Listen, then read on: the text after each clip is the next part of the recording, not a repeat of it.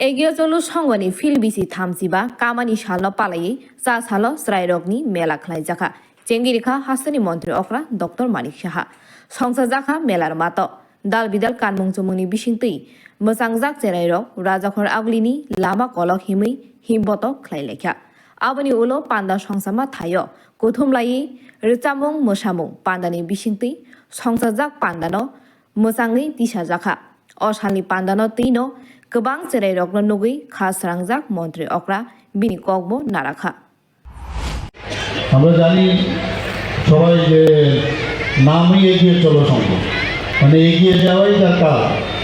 একটু আগে বলছিল এইভাবে আমরা এগিয়ে যাব, এগিয়ে চলো সংঘের যে নামটা তার সার্থক সব কাজে ওনারা এগিয়ে থাকেন। শিশু মেলা কিছুদিন আগে আমি একটা আমাদের এই বিধানসভার কেন্দ্রে আমি একটা জায়গায় গেলাম, সেখানে যাওয়ার পর ওরা জাস্ট শুরু করেছে কয়েক বছর ধরে। তো সাধারণত আমরা যারা আজকে ৭৬-৭৭ বছর ধরে এই ক্লাব সামনের দিকে এগিয়ে চলছে এবং শিশু মেলাও ৩৫ বছর ধরে ওরা করে আসছে। তো সেই ক্লাবে যখন আমি গেলাম, শিশু মেলার আয়োজন মনে হলো যেন এটা শুধুমাত্র এগিয়ে চলেই সংঘ করে থাকে। তো একটু আগে যিনি সেক্রেটারি মহোদয় আবেদন রেখেছেন অন্যান্য ক্লাব সংঘের প্রতি যেন ওনারও এই শিশু মেলার মতো আয়োজন করেন। তো সেটা শুরু হয়ে গেছে, সেখানে আমিও গেছি, উদ্বোধন করেছি। ওদের প্রোগ্রামও একটু দেখে আমার চলে আসতে হবে। এখানে সবচেয়ে আমি অভিভূত আজকে যে আমাকে সভাপতি মহোদয় বলছিলেন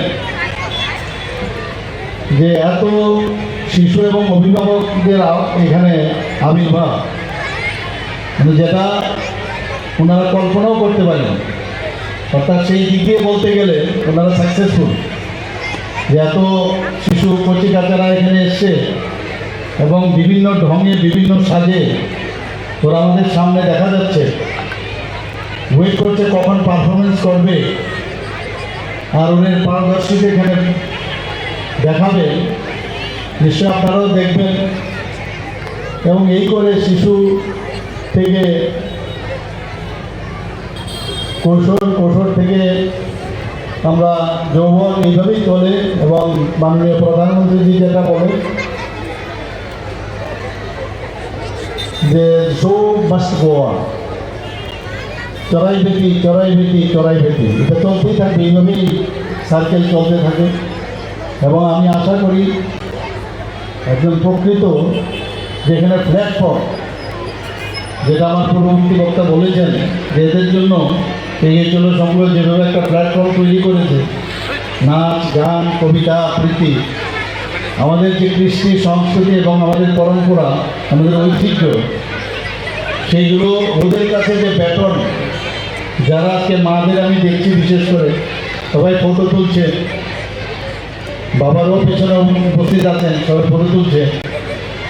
এই যে ব্যাটন আমরা ওদের কাছে দিলাম, আগামী দিন এই রাজ্য এবং এই দেশ ওদের হাতে, কাজে প্রকৃত অর্থে যদি ওদেরকে আমরা মানসিকভাবে শারীরিকভাবে এবং সবচেয়ে যে বিষয় বড় সেটা হচ্ছে সাংস্কৃতিকভাবে ওদেরকে যদি আমরা বড় করতে পারি। কারণ এখন জাস্ট লাইক মাটির পুতুলের মতো, যেভাবে ওদের গড়বেন সেইভাবে ওরা গড়বে এবং প্রকৃত পরিবেশ দরকার আমাদের সরকার। আমরা সেই দিকে খুব নজর রাখছি যাতে ত্রিপুরা রাজ্যে একটা শান্তির পরিবেশ থাকে এবং এইরকম শান্তি শৃঙ্খলার পরিবেশ যদি থাকে, জাতি জনজাতি মণিপুরি বিভিন্ন জাতি আমাদের মিশ্রবাসী এখানে ত্রিপুরাতে বসবাস করে, সবাইকে নিয়ে যদি আমরা সামনের দিকে এগিয়ে চলি তাহলেই ত্রিপুরা কিন্তু সামনের দিকে যাবে।